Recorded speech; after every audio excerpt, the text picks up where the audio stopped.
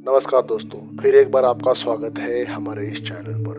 हर महीने जब salary account में आ जाती है तो मन में एक अजब सी उलझन रहती है, एक दबाव रहता है अपने मन पे। ये सैलरी तो आ गई लेकिन इसमें से ईएमआई कटना है, क्रेडिट कार्ड का बिल कटना है, ऐसा दबाव आपके मन पे रहता है।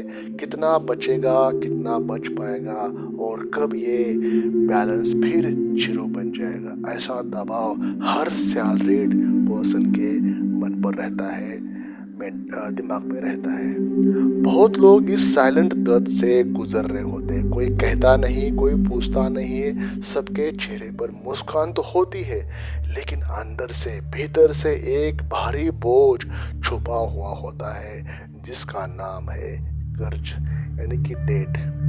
अगर आप इस वीडियो को देख रहे हैं तो शायद आपका यहाँ पे आना, शायद आप या आपका कोई अपना इस ट्रैप में फंसा हुआ है, कर्ज के जाल में अटका हुआ है। और मैं आज यहाँ कोई समाधान बेचने नहीं आया हूँ, ना ये कहने की बस ये 5 टिप्स अपनाओ और कर्ज खत्म हो जाएगा।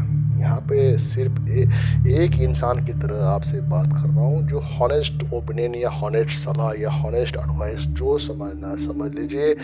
एक ऐसा इंसान जो जानता है कि ये मैं भरते हुए कैसे सपने धीरे धीरे दम तोड़ते हैं, कैसे छोटी छोटी खुशियाँ टल जाती है, आप कैसे इस कश्मकश में बहते जाते हो इस लोन के चक्कर में। जिंदगी का अनमोल टाइम निकलता जाता है, यंग एज निकलता जाता है, जो 20-25 साल से लेके 30-40 साल का जो गैप होता है वो कैसे इस लोन के टेंशन में चक्कर में निकलता जाता है। कैसे हम अपने बच्चों की उम्मीदों को अभी नहीं बेटा, अभी नहीं बेटी करके अगले महीने कहकर रोकते जाते हैं। यही है टेंशन कर्ज का। लेकिन मैं आपसे एक वादा करता हूँ, ये वीडियो किसी किताब से निकाली गई थ्योरी नहीं है, ये मेरी अपनी ज़िंदगी है, एक्सपीरियंस है। कुछ आप बीती है, कुछ हमने किताबों में पढ़ा, कुछ समाज से सीखा। तो इसका जो निचोड़ है, कहने की बात है कि कैसे भी करके आपको डेट फ्री होने के लिए कुछ ऐसी बातें बताऊंगा इस वीडियो में जो सफिशिएंट है। उसको अगर आपने ज़िंदगी में अपनाया तो डेफिनेटली आपके लिए एक रोड मैप बन जाएगा, एक मानो मील का पत्थर बन जाएगा लोन को अपने लाइफ से ख़त्म करने के लिए, डेट एलिमिनेट करने के लिए, कर्ज को फिनिश करने के लिए।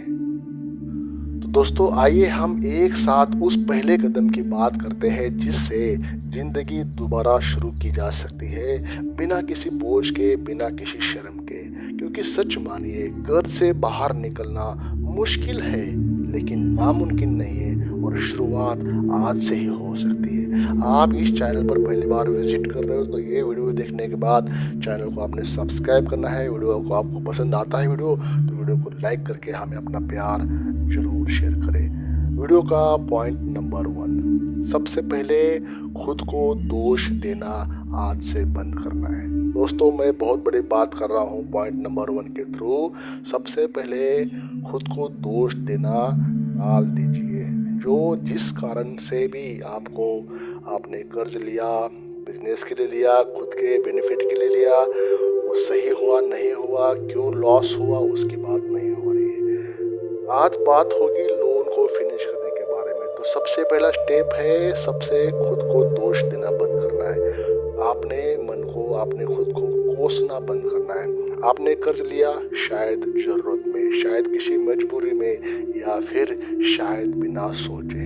पर अब जब आप इस स्थिति में है, जो सबसे पहला काम है खुद को माफ करना, दिल खोल के खुद को माफ करना। क्योंकि जब तक आप खुद को ही दोषी मानते रहेंगे, आप आगे का रास्ता देख ही नहीं पाएंगे। हाँ आपने गलती की लेकिन अब आप उससे निकलने का रास्ता ढूंढ रहे। That's why you are here. यही सबसे बड़ी आपकी जीत है और ये आपने इसको नोट करना है कि खुद को दोष आज से नहीं देना है। नंबर 2 का पॉइंट है, अब एक बहुत ज़रूरी निर्णय, नया कर्ज नहीं लेना। दोस्तों ये प्रूवन चीज़ें हैं, चाहे आप इंटरेस्ट फ्री लोन या उधार ले लीजिए, चाहे इंटरेस्ट के साथ, ये एडवाइजेबल नहीं है। कोई एक कर्जों को चुकाने के लिए नया लोन लेना ये सही नहीं है। ये एक वादा है, कसमें जैसी बात है दोस्तों। चाहे कोई भी ऑफर आ जाए आपके सामने, क्रेडिट कार्ड लिमिट बढ़े या कोई बैंक कहे सर आपको प्री अप्रूव्ड लोन मिल सकता है, आपने सुनना नहीं दोस्तों। अब ना कहना है, आपने नया कर्ज नहीं लेना है। जो ऑलरेडी आपके ऊपर कर्ज है उसमें घी या तेल और नहीं डालना है। अब ना कहना सीखिए, क्योंकि अगर आप जलती आग को बुझाने के लिए उसमें पेट्रोल डालेंगे तो आग तो नहीं बुझेगी और वो और फैलेगी। नया कर्ज लेना पुराने जख्म पर नया घाव देने जैसा है, जख्म पे नमक डालने जैसा है। अब नहीं, अब खुद को रोकना होगा आपको। यही पहला बदलाव आपने आज से शुरुआत करना है। नंबर 3, अपने सभी कर्ज को लिखना, ताकि आपको अपना दुश्मन दिख सके। दुश्मन यहाँ पे कौन है? आपका लोन, आपका बैड लोन, डेट, कर्ज। कभी आप किसी युद्ध में बिना दुश्मन को चेहरा देखे नहीं जाते, तो कर्ज से लड़ाई में भी सबसे पहले आपको जानना होगा कि आपके दुश्मन कौन कौन है। आर्य चाणक्य एक जगह कहते हैं कि जहाँ पे दुश्मन मिले, जहाँ पे रोग मिले और जहाँ पे कर्ज मिले, तीनों को ख़त्म कर लो, क्योंकि तीनों में ये दम है कि आपको ख़त्म करने का। दोस्त जो रोग होता है वो भी आपको ख़त्म कर सकता है, दुश्मन होता है वो भी आपको ख़त्म कर सकता है, और कर्ज तो होता ही है आपको बर्बाद करने के लिए। तो जहाँ पे भी रोग मिले, दुश्मन मिले और कर्ज मिले, तीनों को ख़त्म करना है आपने। तो ये आर्य चाणक्य ने कहीं जगह एक जगह मतलब बताया है, लिखा है। एक पेपर या एक मोबाइल नोट पर आपने लिखना है। मोबाइल में एक्सेल शीट बनाइए या वर्ड्स डॉक्यूमेंट पे लिखिए, जैसे भी आपको जो सुविधा लगे। पेपर पेन ले लीजिए।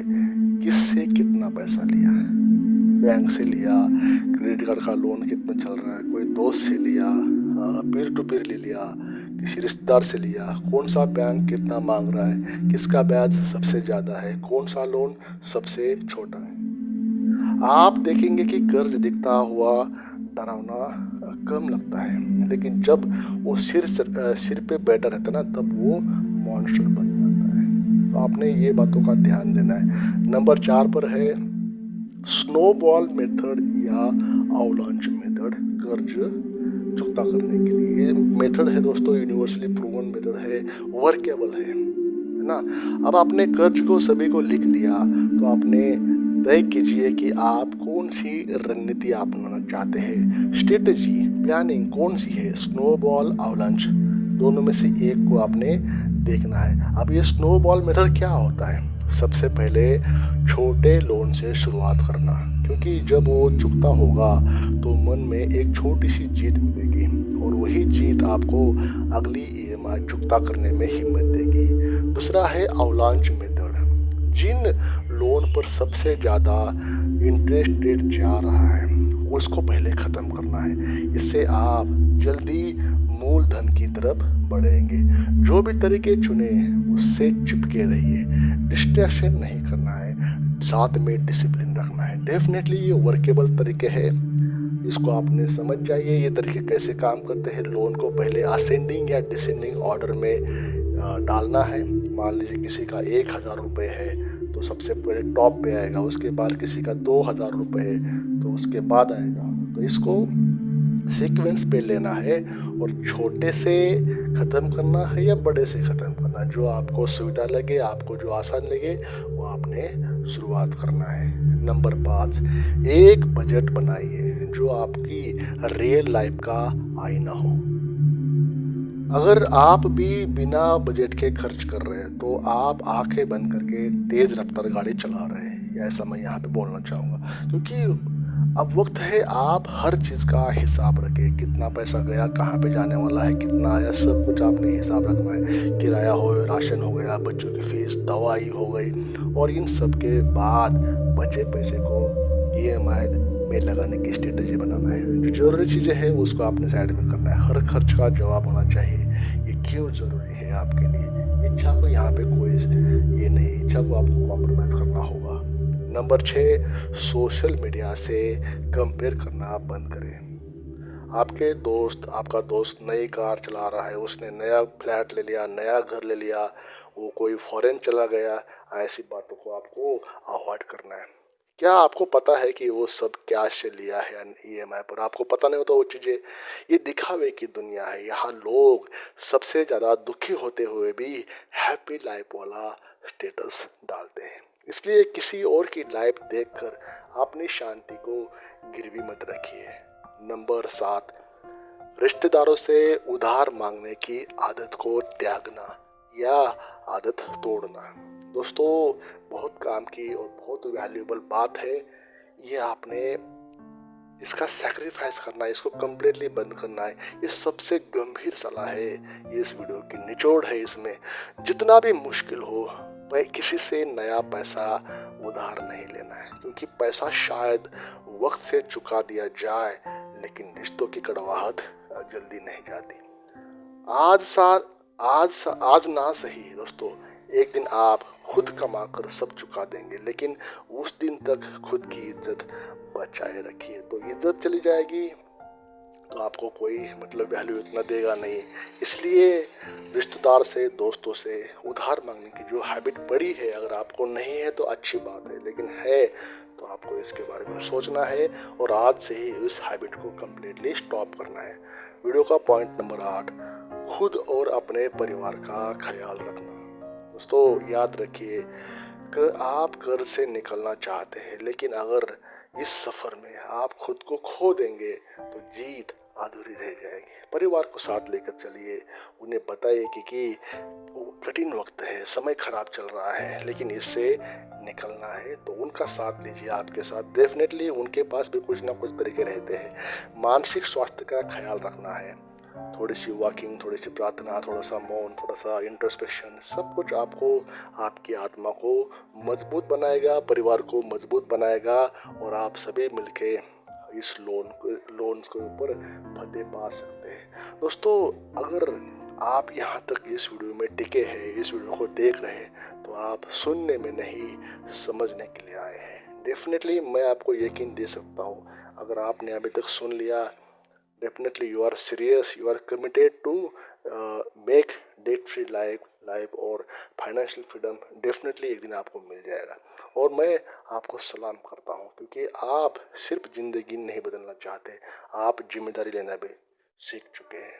आज से हर ईएमआई को एक जंजीर समझ लीजिए, एक ट्रैप समझ लीजिए, और उसे काटते जाइए, उसको अपनी लाइफ से निकालते जाइए। हर महीने हर भुगतान आपको आज़ादी के पास ले जाएगा और सक्सेस के करीब ले जाएगा। और वो दिन जरूर आएगा जब आप कहेंगे मैंने अपने दम पर कर्ज खत्म कर दिया। और उस दिन आप सिर्फ फाइनेंशियली फ्री नहीं होंगे, आप इमोशनल और मेंटल भी फ्री हो जाएंगे। तो दोस्तों, इस वीडियो को लाइक करें, कमेंट्स में बता दीजिए कि एक आपने कब शुरू करने वाले हो। मैं शुरू कर चुका हूँ ये आज़ादी की ओर। ऐसे कुछ कमेंट्स कीजिए ताकि मुझे समझ में आ जाएगा कि मेरे व्यूअर्स सीरियस है, डेट फ्री लाइफ और फाइनेंशियल फ्रीडम की ओर अग्रसर हो रहे, आमिर होने के लिए कमिटेड है और वेल्थ कमा रहे हैं। तो दोस्तों, इस बात पर वीडियो को लाइक करें और चैनल को सब्सक्राइब करके हमें अपना प्यार जरूर शेयर करें। थैंक यू, धन्यवाद।